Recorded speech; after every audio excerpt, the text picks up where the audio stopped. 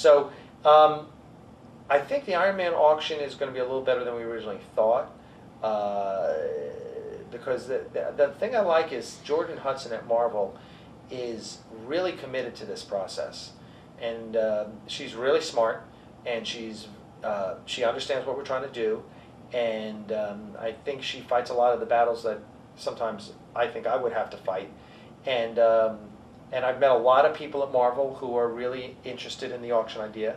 I think they had a bad experience in the past with some of their other auctions, and so they wanted a fresh face, and they like what we did on Battlestar. And so I'm incredibly excited about Marvel and the possibilities. So Iron Man, I think we're going to have a lot of cool stuff, probably in the 300 item range. It's Iron Man and the Hulk. We have a lot of cool stuff in the Hulk. I shouldn't say a lot, but we probably have, between props and art, we have about maybe 150 items from the Hulk, probably 250 from Iron Man. So we've got about 400 items there for that auction. And it is, it's the first auction. It's a kickoff. Marvel wants to see how we do, wants to see what we do. I don't think there'll be a printed catalog. It'll probably be all online in a PDF this time. Learned a lot from Galacticon, what to do there. But it'll be good. I think over the next few years, as we see more and more Marvel films coming out, obviously we have Thor in the works. They have, after Thor is Captain America and then the Avengers. Iron Man 3, Nick Fury. So they're really committed. Marvel Studios is really committed to a long line. And I think we're really hoping that we can have some nice auctions and start slowly building the tempo, and then just have an amazing Avengers auction. Is there any chance to revisit films that came out a couple of years ago, like, Daredevil, Spider-Man films? I mean, I know some of the Spider-Man stuff was sold off. Right. Well, the problem right now is that we deal with Marvel Studios. That's not the problem. That's the great thing is that Marvel Studios is committed to this process. But the problem is that Marvel Studios is only doing the Avengers characters: Iron Man, Captain America, Thor, Hulk, Avengers.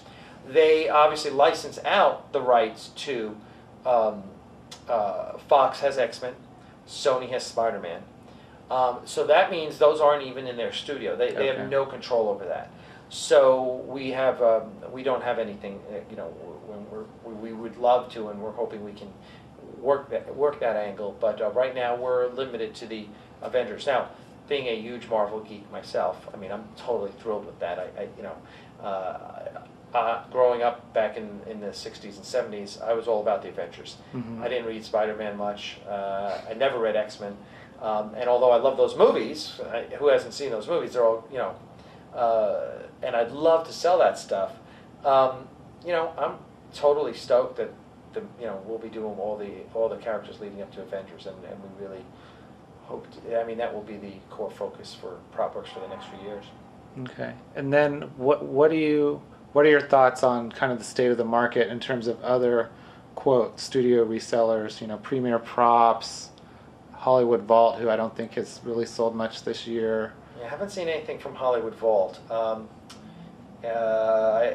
Props, I think, has struggled mightily the last couple of years. They are no longer associated with a number of studios, some of which we're associated with now.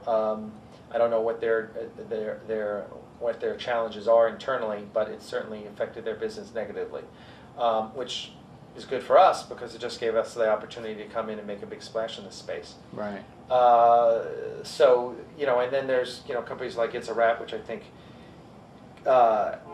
really hurt themselves with the public with how poorly handled the Star Trek auctions were. So what happened in the end with the rug being pulled out from under? Right. So they had the auctions. They probably had another year worth of stuff to auction off, and it appears they got tired of it. They had other projects coming in, and they sold everything all at once to Martin Netter from Germany. A lot of people who had bought stuff from them on eBay never got their stuff because they just gave it all to Martin. And a lot of resentment in the industry. I know I spoke to one high-ranking CBS official who knew all about it and was not happy. I just think I think one of the things we've tried to really focus on is good quality customer service. Pick up the phone, you can get us, or get a call back. You send us an email, we answer you. And no one's perfect. Things fall through the cracks all the time, and you're always going to have customers who aren't happy. Mm-hmm. That's just the state of doing business. But can you pick up the phone and talk to someone? Can you email the CEO and get a response? And at IAW, the customer service was totally lacking, and that's burns a lot of people. Unfortunately, there's a lot of people who've never bought a proper costume before. Mm-hmm. And all of a sudden they're buying stuff from Battlestar Galactica. Well, if they have a bad experience with us, they're probably never going to buy anything from anyone else. So Right. you have to try and cultivate those users, those buyers, and educate them, as you and I were talking about before. Education is a key component of what we do. Our glossary, which is on our website on battlestarprops.com, is printed out on a 8.5 by 11 piece of paper and in with every package that we send out. We want our users to understand what we're talking about when we say screen used, production made, stunt, backup. What do those terms mean? And so people know. And you're still educating people. I mean, I still get emails. Why are there 2 hero props? Well, there can be 2 hero props. Hero doesn't mean unique. So that's part of the gig. And that's something an It's a Wrap or Premier Props has no interest in doing, is educating people. They're just interested in getting rid of stuff.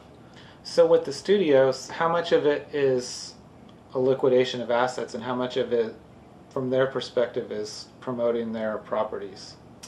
It all depends on the studio. So it's really case by case. It is absolutely case by case. Universal, it's all about branding. Mm-hmm. Money is secondary to them. Yeah, they want to get rid of the stuff. They want to make money, but the most important thing with Universal is that it is an event worthy of the NBC Universal brand. Which I think is where we scored big points with them with Galactica, because Right. it was everything was really top notch, and I think part of why we originally got the gig.